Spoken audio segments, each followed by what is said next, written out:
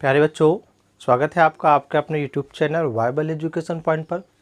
आज की वीडियो में आपको सीखना पैसिव वॉइस का एक महत्वपूर्ण चैप्टर जिसका नाम है इम्पेरेटिव सेंटेंस। ठीक है ना, इम्पेरेटिव सेंटेंस, इन वाक्यों की पैसिव वॉइस बनाना आप लोगों को सीखना है।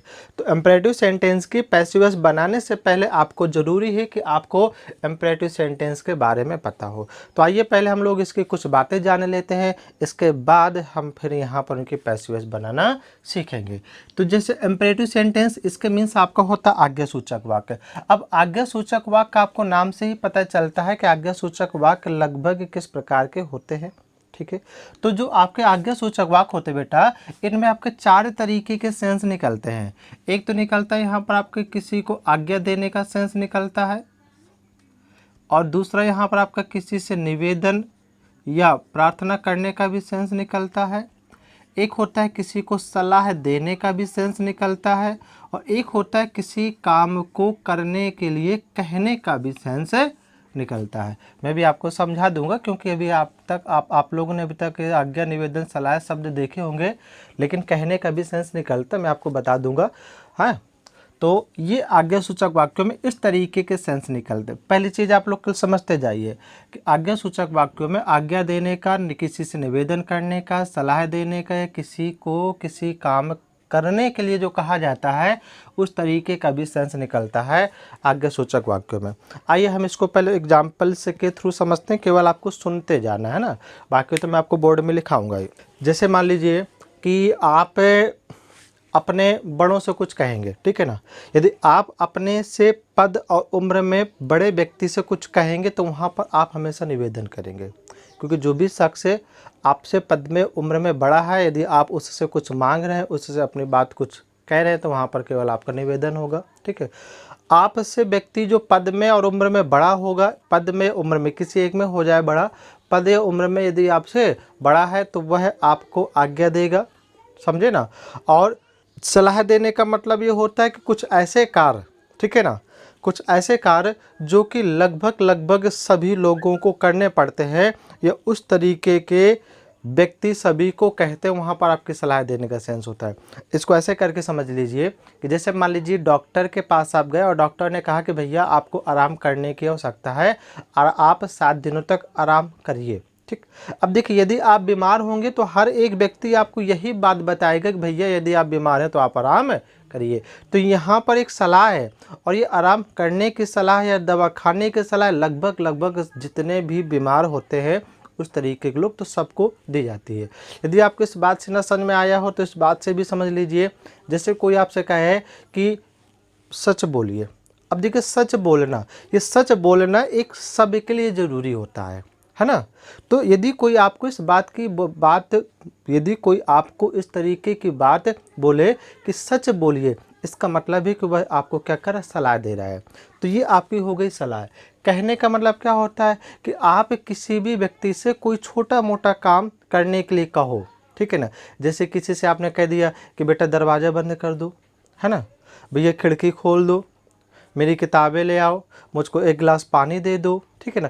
तो वो वहाँ पर आपका कहने का सेंस हो जाता है। देखो ऑर्डर में और आपके रिक्वेस्ट में, आपके जो यहाँ पर होता है एडवाइस में प्लस कहने में डिफरेंस होता है। ध्यान रखिए कि जब भी आपका आदेश होगा या आज्ञा होगी तो मतलब है कि आपको वो काम करना ही है, कंपलसरी है, ठीक है ना। जब निवेदन होगा, आपने कहा है, सामने वाला कर भी सकता है नहीं भी कर सकता, दोनों चीज़ें होती हैं। सलाह में क्या होता है, सलाह में हमेशा ऐसी बातें होती जो कि एक व्यापक एरिया पर सही होती है, जो लगभग हर व्यक्ति को वो बात माननी चाहिए। ऐसी बातें हमेशा सलाह के अंतर्गत आती है। कहने का मतलब होता है जो कोई छोटे मोटे काम किसी से कह दिए जाते हैं, वो केवल आपके कहने के अंतर्गत आते हैं। ध्यान रखिए, अभी मैं आपको उदाहरण भी बताऊंगा तो आपको क्लियर होता जाएगा। अगली बात बेटा, अब हमको यहाँ पर ये समझना है कि आज्ञा सूचक वाक्यों की जैसे आइडेंटिफिकेशन क्या होती है, इनकी पहचान क्या होती है। हम लोग कैसे पहचानेंगे आपका ये वाक्य इम्परेटिव में है कि आपका इम्परेटिव में नहीं है। तो इसके पहचानने के लिए आपको कुछ पॉइंट्स याद रखने पड़ेंगे। पहले तो हिंदी में, ठीक है ना, कि जो भी आपके आज्ञा सूचक वाक्य होते हैं, आज्ञा सूचक वाक्यों में हमेशा हम सामने वाले व्यक्ति को बोलते हैं, जो भी ठीक हमारे सामने होता है उसमें डायरेक्ट आपकी बातचीत होती है तो हमेशा सामने वाले से ही कहते हैं। इसलिए ऐसे वाक्यों में हमेशा जो आपका सब्जेक्ट होगा वो सब्जेक्ट आपका तुम या आप होगा। ऐसे वाक्यों में सब्जेक्ट हमेशा तुम या आप होता है। सुनते जाइए, यहाँ पर थोड़ा सा आपको कन्फ्यूजन क्रिएट हो रहा हो, लेकिन मैं अभी आपको पूरा सभी क्लियर कर दूंगा, ठीक है ना। कि इसमें जो सब्जेक्ट होता है हमेशा सामने वाला व्यक्ति होता है, लेकिन जब भी हम लोग इम्परेटिव सेंटेंस की अंग्रेजी बनाते, ध्यान से सुनिएगा, जब भी हम लोग आज्ञासूचक वाक्यों की अंग्रेजी बनाते हैं तो हम लोग उनमें से इस तुम या आप शब्द की अंग्रेजी यानी कि यू वर्ड का प्रयोग नहीं करते हैं। ध्यान रखिए। तो पहली बात आपको जो ये रखनी याद कि जो भी आपके आज्ञासूचक वाक्य होते हैं, आज्ञासूचक वाक्यों में हमेशा सामने वाले से बोलते हैं और सामने वाले के लिए हमेशा तुम या आप शब्द का प्रयोग होता है। इनकी अंग्रेजी यहाँ पर यू होती है, लेकिन आज्ञासूचक वाक्यों में यू वर्ड का प्रयोग नहीं किया जाता है जब भी हम लोग उसकी अंग्रेजी बनाते हैं। पहली बात तो वहाँ पर दिया ही नहीं गया होगा, और यदि दिया भी गया हो तो आपको नहीं लिखना है। क्लियर है ना। दूसरी बात देखिए, यहाँ पर आपका जो यू शब्द होगा, यू एज ए सब्जेक्ट आता है। सुनते जाइए मेरी बात को, ये जो आपका यू शब्द होता है यू एज अ सब्जेक्ट आता है, और जब आप इस यू को नहीं लिखेंगे और आपको पता है कि दुनिया का कोई भी वाक्य होगा उसके लिखने का क्रम आपका हमेशा यही होता है, सब्जेक्ट वर्ब और ऑब्जेक्ट, ठीक है ना। सबसे पहले सब्जेक्ट लिखना पड़ता है, उसके बाद वर्ब लिखनी पड़ती है, वर्ब के बाद में यहाँ पर आपको ऑब्जेक्ट लिखना पड़ता है। तो भैया जब आपको यहाँ पर यू शब्द नहीं लिखना है इम्परेटिव के वाक्यों में, तो बताइए अब आपके इम्परेटिव के वाक्य का प्रारंभ कहाँ से होगा।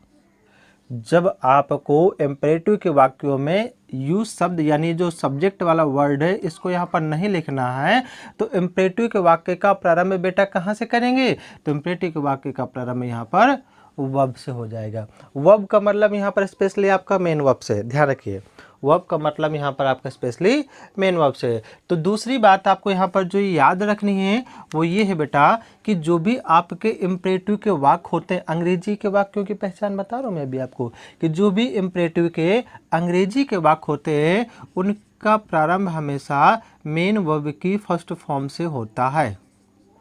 मैंने आपको क्या बताया कि इम्परेटिव के वाक्यों की जो शुरुआत होती है अंग्रेजी वालों की, उनका प्रारंभ हमेशा मेन वर्ब की फर्स्ट फॉर्म से होता है। ये दो बातें केवल आपको याद रखनी है। पहली बात तो यहाँ पर आपको यू नहीं लिखेंगे, दूसरी बात यहाँ पर मेन वर्ब की फर्स्ट फॉर्म से अंग्रेजी के वाक्यों की शुरुआत होती है। यदि हम लोग देखो यहाँ पर हिंदी के वाक्यों की बात करें पहचानने के लिए, तो हिंदी के वाक्यों की पहचान कुछ इस तरह होती है कि हिंदी के वाक्य जो भी होते हैं और यदि आपका वाक्य आज्ञासूचक है, उन वाक्यों के अंत में ज़्यादातर आपको ओ या ये, ठीक है ना, इस तरीके के आपके स्वर दिए जाएंगे, ओ अथवा ये जैसे स्वर दिए जाएंगे इम्परेटिव के हिंदी के वाक्यों में। जैसे कह दिया जाए कि गरीबों की सहायता करो, करो, ओ आ रहा, ठीक है ना। ये कह दिया जाए कि गरीबों की सहायता करिए, करिए, ठीक है ना, तो यहाँ पर ये वर्ड आ रहा है। तो केवल आपको हिंदी के वाक्यों को पहचानने के लिए इतनी सी बात याद रखनी है, ठीक है। इतनी बात आपको क्लियर हो गई, मेरे ख्याल से आपको समझ में आ गया होगा। अब देखिए, तो मैंने आपको अंग्रेजी के वाक्यों की पहचान बताई कि जो इम्परेटिव के वाक्य होते हैं वो अंग्रेजी में उनकी शुरुआत हमेशा कहाँ से बेटा होगी, मेन वर्ब की फर्स्ट फॉर्म से, ठीक है ना। उनकी शुरुआत हमेशा मेन वर्ब की फर्स्ट फॉर्म से होगी। अब मैंने आपको पैसिव वॉइस बनाने का एक विशेष नियम बताया था, और वो विशेष नियम ये था कि आपका एक्टिव जिस तरीके का होता है हम लोग पैसिव भी उसी तरीके से बनाते हैं। मीन्स ये हुआ, यदि एक्टिव के वाक्य की शुरुआत सब्जेक्ट से होगी तो पैसिव के वाक्य की शुरुआत भी आपको सब्जेक्ट से ही करनी है, ठीक है ना। यदि एक्टिव के वाक्य की शुरुआत हेल्पिंग वर्ब या क्वेश्चन वर्ड से है तो पैसिव के वाक्य की शुरुआत भी हेल्पिंग वर्ब या आपका क्वेश्चन वर्ड से ही होगी। इसी तरीके से यदि एक्टिव के वाक्य की शुरुआत आपके मेन वर्ब की फर्स्ट फॉर्म से होगी तो भैया पैसिव के वाक्य की भी शुरुआत मेन वर्ब की फर्स्ट फॉर्म से ही होगी।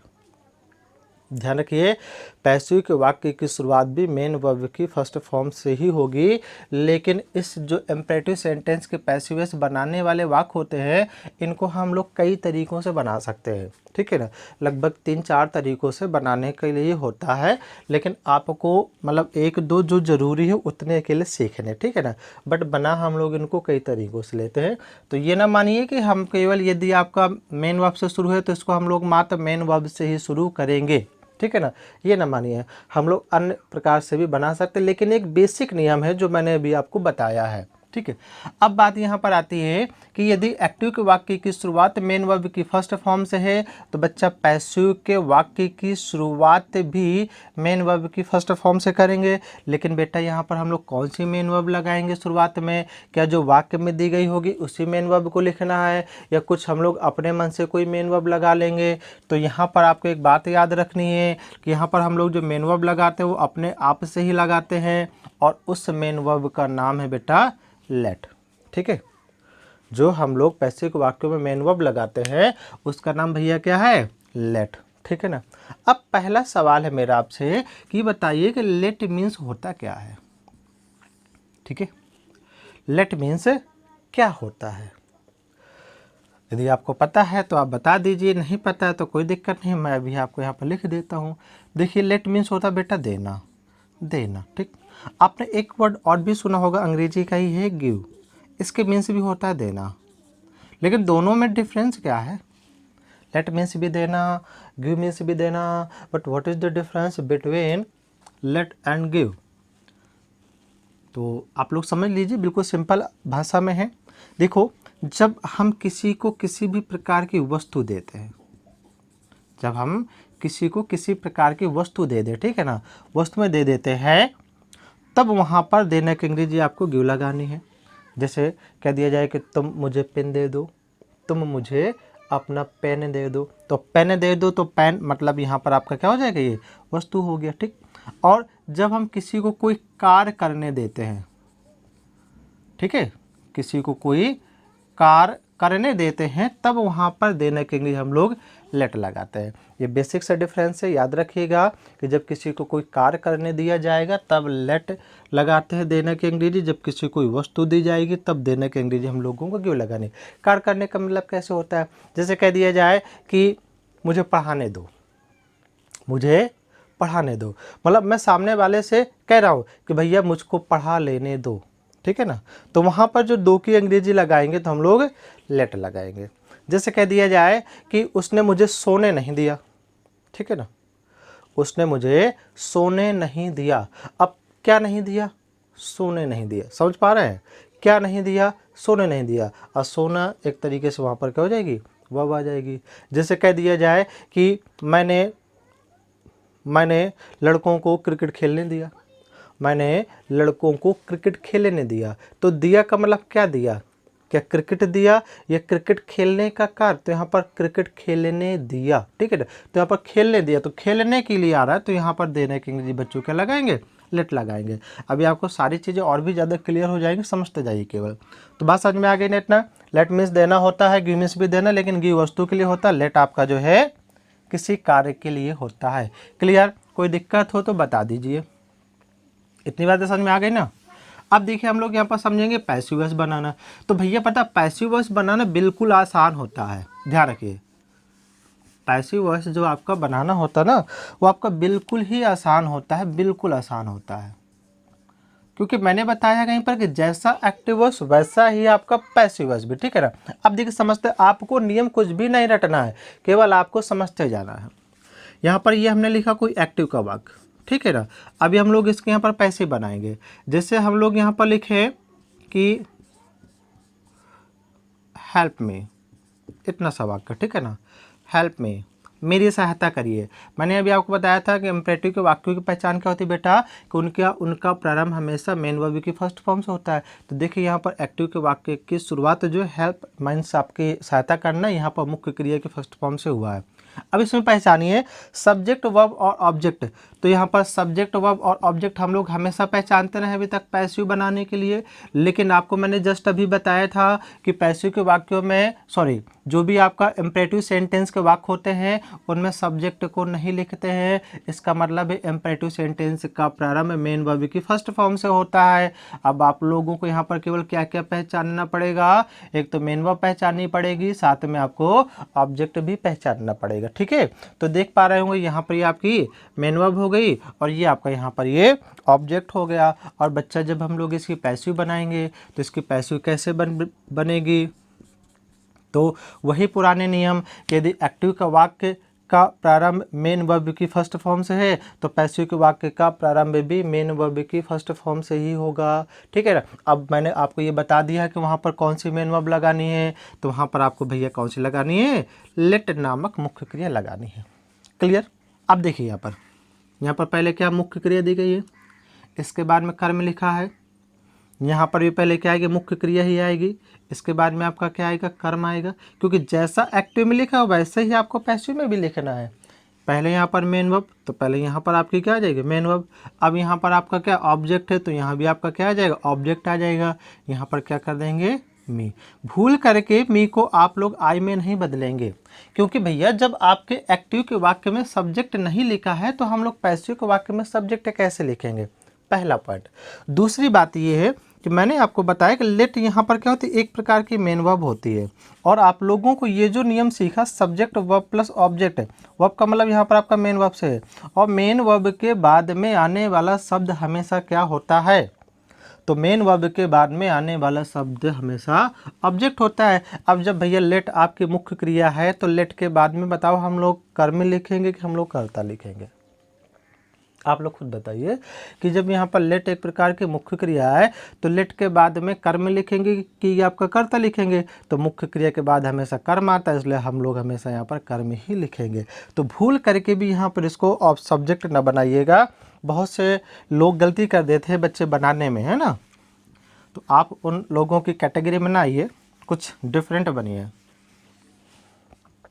अब देखते हैं, हम लोगों को जैसा एक्टिव लिखा वैसा पैसिव बनाना, कुछ नहीं करना है। तो पहले मुख्य क्रिया, अब ऑब्जेक्ट आ गई, ऑब्जेक्ट का यहाँ पर ऑब्जेक्ट लिख दिया। अब हमको क्या करना है, देखो पैसिव बनाने के लिए आपको दो नियम जरूरी थे, मैंने जो आपको दो बातें बताई थी, एक तो बी का रूप है ना, दूसरा मेन वर्ब की थर्ड फॉर्म। ये दो तो आपके कंपलसरी होते हैं ना, इनके बिना तो पैसिव आपके बनते भी नहीं है ना। बाकी सबके बिना तो बन सकती है, बट इनके बिना पैसिव आपकी नहीं बनती है। तो बी का रूप लगाना है। अब देखिए यहाँ पर आपको जब बी का रूप लगाना है तो बी का कौन सा रूप लगाएंगे, क्या हम लोग यहाँ पर is am are was were या बी बीइंग बीन कौन सा लगाएंगे। तो देखिए इज एम आर केवल तब लगाते हैं जब आपका एक्टिव का वाक्य सिंपल प्रेजेंट में दिया जाए, वॉज और वर आपका तब लगाते हैं जब एक्टिव का वाक्य आपका सिंपल पास्ट में दिया जाए। और भैया बाकी बी बीइंग बीन कब लगाते हैं, तो बी तब लगाते हैं जब एक्टिव के वाक्य में मेन वर्ब की फर्स्ट फॉर्म दी जाए, बीइंग तब लगाते हैं जब एक्टिव के वाक्य में मेन वर्ब की आईएनजी फॉर्म दी जाए, और बीन तब लगाते हैं जब एक्टिव के वाक्य में मेन वर्ब की थर्ड फॉर्म दी जाए। तो बताइए यहाँ पर आपकी फर्स्ट फॉर्म दी गई है, जब ये फर्स्ट फॉर्म है तो यहाँ पर आपको बी का कौन सा रूप लगाना है, तो यहाँ पर आपको जो है बी का फर्स्ट फॉर्म लगानी पड़ेगी, मतलब आपका यहाँ पर बी ही आ जाएगा, क्योंकि ये फर्स्ट फॉर्म लिखा है इसलिए यहाँ पर आपका क्या आ जाएगा, बी। अब इसके बाद क्या लिखने, मेन वर्ब की थर्ड फॉर्म, तो भैया हेल्प की यहाँ पर थर्ड फॉर्म दे हेल्प्ड हो जाएगा इस तरीके से। और इतना वैसे आपका पर्याप्त है बनाने के लिए, क्योंकि पहले मुख्य क्रिया, फिर ऑब्जेक्ट है, फिर बी, ठीक है, और इसके बाद में मुख्य क्रिया की थर्ड फॉर्म। कभी कभी यहाँ पर कुछ जगह पर आपको ऐसे करके बाय यू भी देखने को मिल जाता है, वो इस वजह से मिल जाता है क्योंकि ये इम्परेटिव का वाक्य, इनमें सब्जेक्ट यू छिपा रहता है, तो हम लोग पैसिव में यहाँ पर कभी कभी लिख देते, इससे आपका फ़र्क नहीं पड़ता है। लिखिए न लिखिए कोई दिक्कत नहीं होती है, मन करे तो लिख दीजिए, न मन करे तो न लिखिए, लेकिन बेहतर होगा जब यहाँ पर छिपा है तो आप लोग इसको यहाँ भी छिपा दीजिए, ठीक है। तो इस तरीके से बना लीजिए।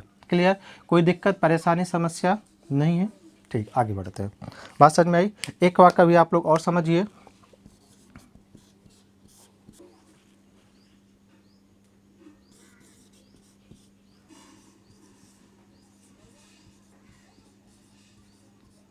Call my servant at once, इस तरीके से आपका एक्टिव लिखा है।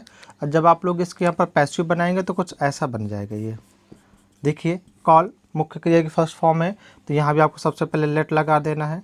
अब मुख्य क्रिया लिख गई, यहाँ पर आपका ऑब्जेक्ट लिखा है तो आपको यहाँ भी ऑब्जेक्ट लिख देना है। तो आपको जो ऑब्जेक्ट यहाँ पर लिखा होता है वही ऑब्जेक्ट आपको यहाँ भी लिख देना, कोई दिक्कत नहीं होती है। तो यहाँ पर आपका एडजेक्टिव आ जाएगा माई सर्वेंट, ठीक है। फिर अब देखिए जब ऑब्जेक्ट लिख दिया जाएगा इसके बाद आपको ये वाला नियम जरूर लगाना, ठीक है ना। तो यहाँ पर चूंकि फर्स्ट फॉर्म दी होती है इसलिए हमेशा बी आ जाएगा। पैसिव में हमेशा मेन वर्ब की थर्ड फॉर्म आती है तो कॉल की यहाँ पर थर्ड फॉर्म हो जाएगी, कॉल्ड हो जाएगी। क्लियर है ना। और आपका एडवांस जो है तो आपको एज इट इज बाद में लिख देना है। इस तरीके से पैसिव आपकी बन जाएगी। अब देखिए यदि आपको जैसे इसका रूल बनाना हो मान लीजिए अपने हिसाब से, तो बेटा आप लोग खुद से नियम बना सकते हैं। कैसे करके कि इम्परेटिव के वाक्यों की पैसिव बनाने का नियम, और नियम कुछ इस तरीके से बन जाएगा आपका। सबसे पहले आपको यहाँ पर लेट लगा देना है। क्लियर है ना। लेट के बाद में यहाँ पर आपको ऑब्जेक्ट लिख देना है। ध्यान रखिएगा ऑब्जेक्ट लिखना, वही ऑब्जेक्ट जो एक्टिव के वाक्य में दिया गया था वही सेम ऑब्जेक्ट आपको यहाँ पर भी लिख देना है। इसके बाद में क्या लिखना, बी लिखना है। ठीक है, बी के बाद में क्या लिखी जाएगी, यहाँ पर मेन वर्ब की थर्ड फॉर्म लिखी जाएगी। और भैया इसके बाद जो आपके एटसेट्रा वाले वर्ड्स होते हैं उनको एज इट इज वाक्य के अंत में लिख दिया जाएगा। बात समझ में आ गई आपको, कोई दिक्कत परेशानी समस्या दुख दर्द। ठीक है, ऐसे करके देखो हम लोग बना लेंगे।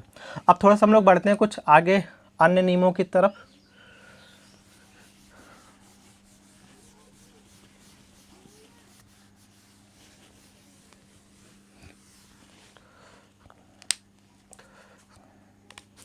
जैसे कोई आपका वाक्य हो,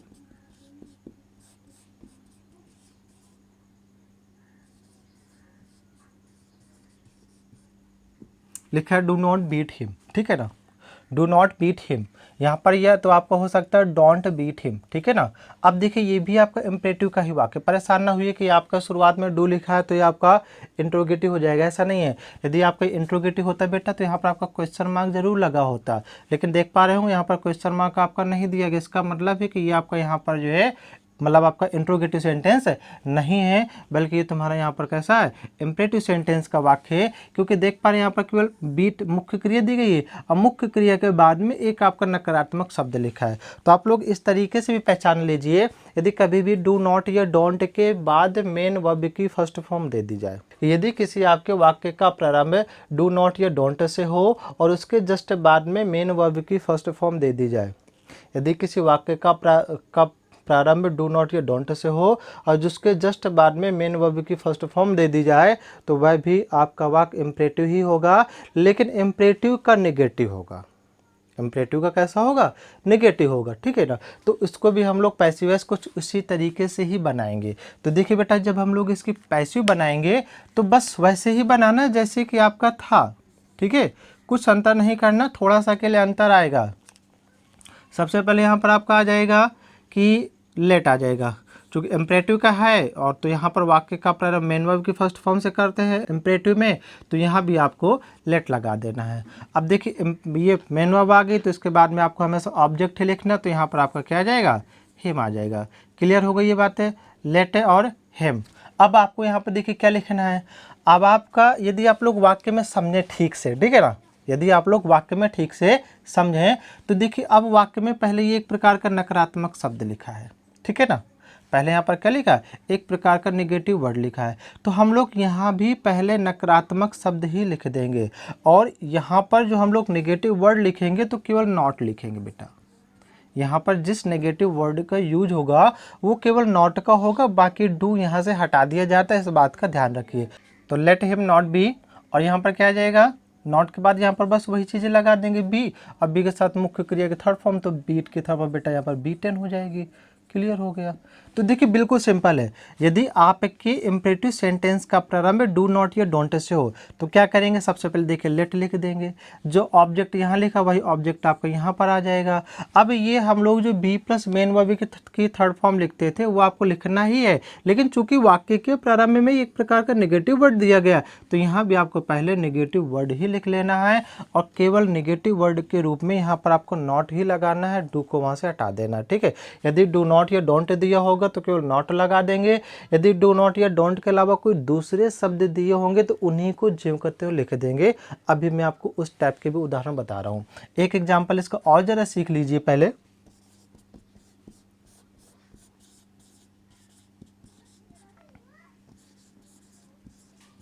डोंट टच माई बुक्स। ठीक है, अब देखिए जब इसका पैसिव बनाएंगे बस वही तरीका है। सबसे पहले क्या करेंगे हम लोग, यहाँ पर सबसे पहले हम लोग यहाँ पर जो लेट लगा लेंगे, क्लियर है ना। जो ऑब्जेक्ट यहाँ दिया होगा वही ऑब्जेक्ट हम लोग एज इट इज यहाँ भी लिख देंगे, माई बुक्स। क्लियर हो गया, ठीक है ना। अब इतना लिख दिया। अब देखिए यहाँ पर हम लोग बी प्लस मेन वर्ब की थर्ड फॉर्म के पहले ये जो कि नकारात्मक वर्ड लिखा है तो यहाँ पर हम लोग इसको लिख देंगे और इसके रूप में केवल नॉट लगाना, बाकी डू को हटा देना है। तो लेट माई बुक्स नॉट, और फिर वही आपका बी टच्ड।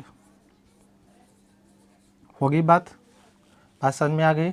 अब एक वाक्य लिखते हैं जिसमें आपका डू नॉट या डोंट का यूज ना हुआ, उसको देखिए कैसे करके बनाते हैं। तो हम यहाँ पर लिख देते हैं अभी, जैसे नेवर टेल अ लाई, ठीक है। इसका जब बनाएंगे तो इसका बेटा पैसिव कुछ इस तरीके से आएगा, ये लेट आएगा पहले। तो देखिए नेवर नकारात्मक शब्द है, टेल में मेन वर्ब हो गए, अलाई यहाँ पर आपका जो ऑब्जेक्ट हो जाएगा। तो पहले लेट अलाई, ठीक है ना। अब यहाँ पर नकारात्मक वर्ड के रूप में बेटा नेवर लिखा तो यहाँ भी आपको नेवर ही लिख देना है, जो जैसा लिखा वैसे लिख देना, लेट अलाई नेवर, और इसके बाद बस वही बी प्लस मेन वर्ब की थर्ड फॉर्म। तो टेल की बेटा यहाँ पर टोल्ड होती है, तो इस तरीके से आपका पैसिव बन जाएगा। मेरे ख्याल से आपको बातें क्लियर हो रही होंगी। और तो देखिए इसका जो जैसे यदि हम लोग नियम बनाना चाहें, ठीक है ना, कि यदि नेगेटिव के वाक्यों का पैसिव बनाने का रूल क्या होता है, तो बिल्कुल सिंपल है। आप लोग खुद से लिख सकते हैं, खुद से लिख सकते हैं, मुझे बताने की आवश्यकता नहीं है। खुद से आप लोग लिखेंगे तो नेगेटिव के वाक्यों बनाने का सबसे पहले आपका लेट आ जाएगा, ऑब्जेक्ट आ जाएगा, और वहाँ पर आपका नेगेटिव वर्ड के रूप में यदि डू नॉट या डोंट दिया गया तो केवल नॉट लगा दीजिए। यदि इसके अलावा कोई दूसरा है तो आप लोगों को वही शब्द लिख देना। उसके बाद फिर वही बस बी प्लस मेन वर्ब की थर्ड फॉर्म, और यदि आपको कुछ एटसेट्रा दिया गया तो उसको एज इट इज लिख देंगे। क्लियर हो गई बात। अब देखते हैं थोड़ा सा अगले नियमों की तरफ बढ़ते हैं बेटा हम लोग।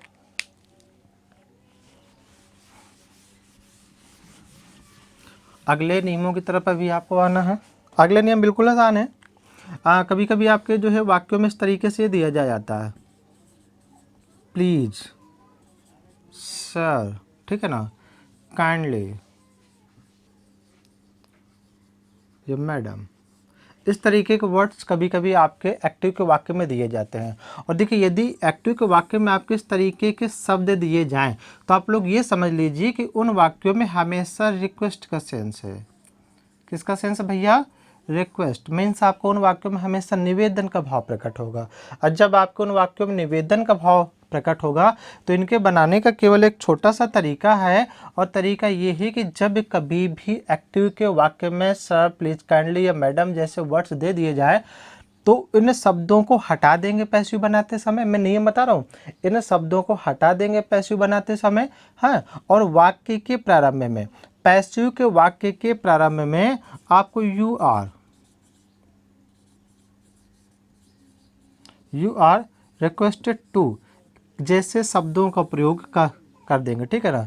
यू आर रिक्वेस्टेड टू, और इसके बाद में जो भी आपका एक्टिव का वाक्य होगा उस एक्टिव के वाक्य को लिख देंगे बस, और आपकी पैसिव बन जाएगी।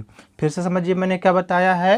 यदि एक्टिव के वाक्य में सर, प्लीज या काइंडली जी या मैडम जैसे वर्ड्स दे दिए जाए तो उनमें हमेशा निवेदन का सेंस होता है। जब उनकी पैसिव बनाते हैं तो इन शब्दों को बिल्कुल वहाँ से हटा देंगे और वाक्य के प्रारंभ में यू आर रिक्वेस्टेड टू लगा देंगे। उसके बाद में एक्टिव के वाक्य को एज इट इज लिख दिया जाएगा, ठीक है। देखते हैं जरा कुछ वाक्यों को भी, जैसे प्लीज हेल्प मी, ठीक है ना। अब देखिए लिखा please help me, please help me लिखा है तो इसका मतलब है कि यहाँ पर आपका निवेदन किया गया है। जब निवेदन किया गया है तो ऐसे वाक्यों के पैसिव बनाने का तरीका मैंने अभी आपको बता दिया है कि आपको क्या करना, इन वर्ड्स को बिल्कुल हटा देना जो भी लिखे हैं, और वाक्य के प्रारंभ में आपको भैया यू आर रिक्वेस्टेड टू लगा देना है। क्या करना है? यू आर रिक्वेस्टेड टू जो वहाँ पर लगा देना है। जब आप लोग इसको लगा दोगे और उसके बाद में इन शब्दों को वहाँ से हटा दोगे, चाहे वाक्य के प्रारंभ में हो चाहे तो वाक्य के अंत में हो, इनको हटा देंगे और बस फिर जो एक्टिव का वाक्य बचेगा उसको एज इट इज लिख देंगे, बस बन गया। क्लियर है ना? आपका ये जो है बन गया, पूरा पूरा बन गया, ठीक है। एक वाक्य और लिख लीजिए अभी यहाँ पर, जैसे काइंडली ग्रांट मी परमिशन, ठीक है ना, और यहाँ पर टू गो, कुछ भी लिख लेते हैं। अब देखिए जब इसका पैसिव बनाएंगे तो कुछ इस तरीके से आएगा बेटा। पैसिव इसका यू आर